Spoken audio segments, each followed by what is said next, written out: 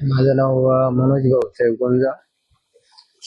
रात्रीची 8:30च्या वेळ होती. ती घराजवळ असताना ती तिच्या मम्मी बरोबर ही पाठीवरती होती आणि ते पाठीमागून आल्यावरती ते वाघाने तिच्या पाठीवरून ओढून नेलं तिला. मोठ्या ज्वारीचं शेत होतं त्याच्यामध्ये. त्याच्यानंतर आम्ही मग ते ज्वारीचे मध्ये शोध घेतला मुलीचा आणि आम्हाला नंतर रडण्याचा आवाज आला. मी जोपर्यंत तिथं होतो तो वाघ पण तिथंच होता.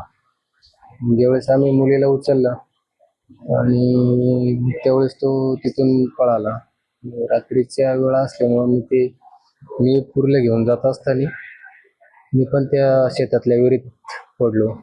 पोर माझ्या पाठकुळी बसली होती 8-8:30 वाजता ते 7-7:30 वाजता.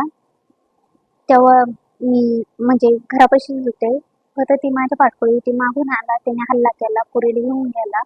आम्ही तिला सोडवलं. मागून हे आले पळत. यांनी उचलली पोर. ही विहिरीत पडली, विहिरीतून काढली, दवाखान्यात उचलली लगेच. ते दवाखान्यात आणली. त्यांना पण लागलं, तिला पण लागलं. बरी थोडी.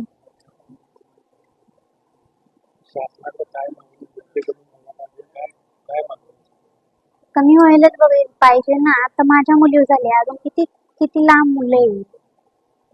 जगात किती लहान मुलं आहे, किती ऐकाय येतंय. माणसं आहे, माणसानं पण हल्ले होतात. कमी व्हायलाच पाहिजे ना. उगाच तिचा आवाज येत होता म्हणून आम्हाला सापडली. नसता आवाज आला तर आम्हाला कशी काय सापडली असती. आज माझी पोर 4 वर्षाची 4 वर्षाची पोर मी हरवली असती.